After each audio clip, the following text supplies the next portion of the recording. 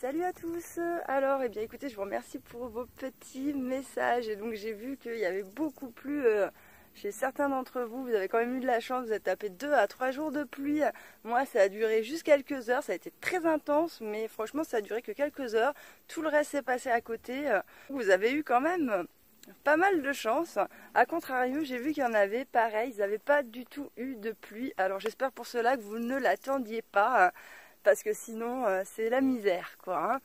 Et d'ailleurs je me suis rendu compte d'un truc, c'est que eh bien en fait cette dernière semaine avant la pluie, je sentais comme un poids hyper lourd en fait, et du coup je me sentais lourde, même pour me bouger en fait j'avais l'impression d'être un éléphant quoi, un truc de fou. Et bon, je savais pas trop d'où ça venait, et depuis que la pluie est tombée, eh bien en fait j'ai ce poids qui s'est complètement volatilisé. Et donc je pense que déjà en premier lieu il y avait un petit peu ce stress de voir ma cuve à eau qui descend et qui se remplit pas, et de me dire oh là là il faut que j'arrose, il faut que je fasse ci, il faut que je fasse ça. Est-ce que je vais avoir assez pour ma consommation personnelle après, etc. etc.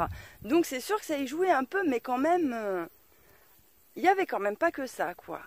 Et je me suis rendu compte en fin de compte que j'étais très en osmose avec la nature, parce qu'en fin de compte je pense que ce poids de soulagement qui est parti en fait n'était pas tant lié vraiment au stress et tout ça, mais plus que même la nature elle était un peu plus oppressante que d'habitude, parce qu'elle aussi elle était en manque d'eau. Et je pense que la nature était vraiment dans les mêmes conditions que moi. Je crois qu'elle s'était mise en PLS et qu'elle attendait clairement la pluie aussi, quoi. Donc, eh bien, toute la nature, en fait, était pareil, lourde, un peu étouffante, oppressante. Et en fait, je pense que c'était pour ça aussi que j'avais un petit peu comme un mal-être, en fait, mais qui n'en était pas vraiment un. Et depuis, en fait, que cette pluie est tombée, eh ben, honnêtement... tout le monde se sent plus léger quoi, c'est un truc de fou. Le lendemain de la pluie, il y avait tous les rapaces, ils étaient sortis, vas-y ça chassait dans tous les coins, tous les oiseaux chantaient, ça bourdonnait dans tous les coins. Bref, franchement, on voit que tout le monde a été heureux, que ça a enlevé un poids à tout le monde et que ça y est quoi. Tout le monde se sent plus léger, tout le monde respire, tout le monde est au top. Et donc du coup, tout ça, ça a fait énormément plaisir. Mais bon, voilà, comme quoi... J'ai essayé de comprendre un petit peu le pourquoi du comment je me sentais pas au top.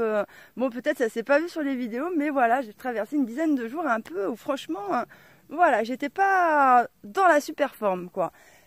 Et puis là, ça y est, on est reparti au taquet. Franchement, ça fait plaisir. Donc, je pense qu'on est assez liés aussi à la nature, et que même elle, en fin de compte, elle était en souffrance et ça se ressent quoi.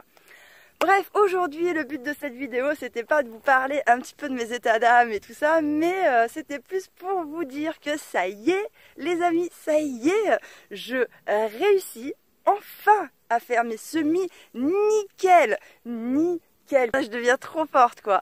Et en plus de ça, je réussis... le repiquage quoi. Non mais je vous jure, à force de persévérance, parce que et des semis j'en ai bouffé parce que depuis mars-avril des semis j'arrête pas d'en faire, j'en ai bouffé tout l'été, j'en bouffe tout le temps, et là je suis repartie dans les semis d'hiver. Donc en fait depuis mars j'ai pas arrêté de faire des semis, même si je savais qu'il y avait des choses que j'essayais de refaire des semis, mais je savais que qu'ils allaient pas avoir le temps en fait, les plants d'arriver à maturité avant que les premières je les narie. Mais je me suis dit c'est pas grave, ça m'a permis un peu de me faire la main et de corriger un petit peu ces petites erreurs que j'avais faites au début. Et donc du coup, eh bien maintenant ça va nickel. Je suis passée au semis d'hiver et j'ai plus aucun souci. Mes repiquages, franchement, c'est génial parce que j'ai quasiment tout qui reste vivant, ce qui n'était pas le cas d'avant, parce qu'avant c'était plutôt l'inverse, quoi. Je tuais tout, et quand j'arrivais à regarder quelques-uns de vivants, franchement, je me félicitais parce que c'est trop bien, quoi. Alors que là, eh bien, je vais vous montrer aujourd'hui, franchement, il y a une réelle différence, et ça fait clairement plaisir. Alors déjà ici j'avais réussi donc des amarantes. Alors les amarantes là je les avais lancées quand même, ça fait un moment. Je les avais lancées, je crois que c'était en avril. Et puis ça avait jamais levé. Et en fin de compte, au moment où j'allais les jeter, je me suis rendu compte que les petites graines étaient remontées à la surface. Du coup, je les ai recouvertes de terre. Et là, ça a explosé quoi. Elles sont toutes sorties. Je les ai repiquées.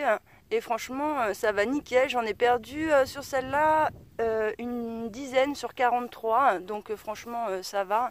Il y a celle-là que je suis en train de perdre aussi. Et celle-là. Et les autres, comme on peut voir, c'est vraiment bien. Ici, eh bien, j'ai repiqué tous des choux. Ça, c'est des choux raves. Et là où c'est vide, en fait, c'est des semis de betteraves que j'ai lancés. Et ouais, parce que les betteraves, c'est comme les carottes. D'ailleurs, les carottes, j'en ai fait en jardinière parce que j'arrive pas à les faire lever en pleine terre, quoi.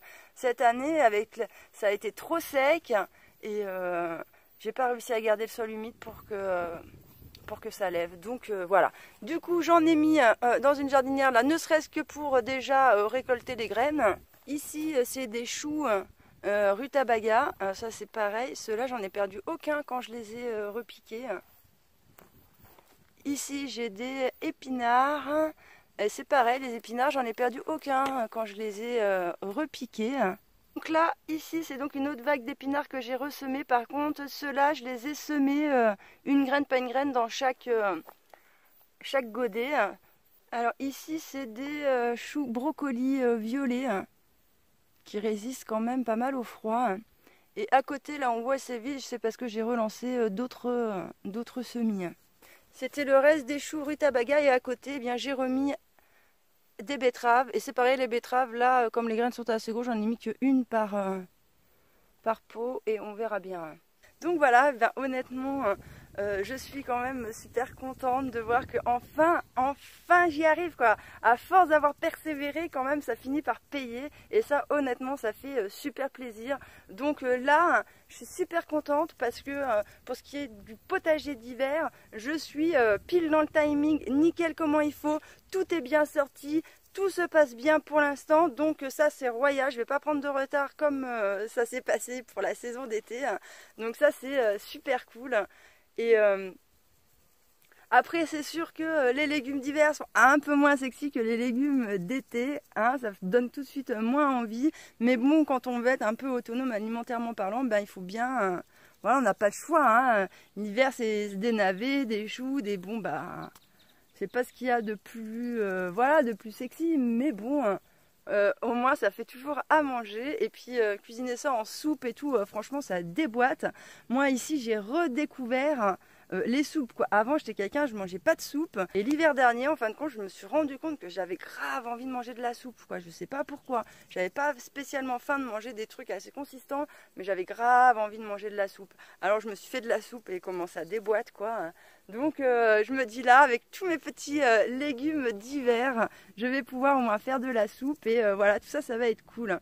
Donc voilà les amis, c'est pour vous dire que franchement, il ne faut jamais baisser les bras quoi. Si on baisse les bras, on n'y arrive pas, la saison elle est perdue, l'année prochaine on recommence et comme on n'a pas appris de ses erreurs, eh ben on refait pareil, on ne peut pas s'en sortir quoi. À force de persévérer, ça finit toujours par payer. Le seul truc qui fait que ça ne paye pas, c'est parce que vous n'êtes pas remis en question et vous n'avez pas changé là où vous faisiez l'erreur. Et donc là, fatalement, vous allez toujours et jamais avancer, quoi. Vous allez toujours faire la même erreur. Alors que si vous vous remettez en question, vous trouvez d'où vient le problème et vous rectifiez en fait ça, peut-être que vous en aurez d'autres derrière parce que vous aurez fait pas ça hyper bien et que du coup ça aura créé un autre souci ou quoi que ce soit. Mais quoi qu'il arrive, une fois force d'avoir réglé tous ces petits problèmes et d'améliorer, ça finit fatalement par payer. Donc voilà, je suis super contente. Je vous remercie de m'avoir écouté et je vous dis à bientôt dans une prochaine vidéo.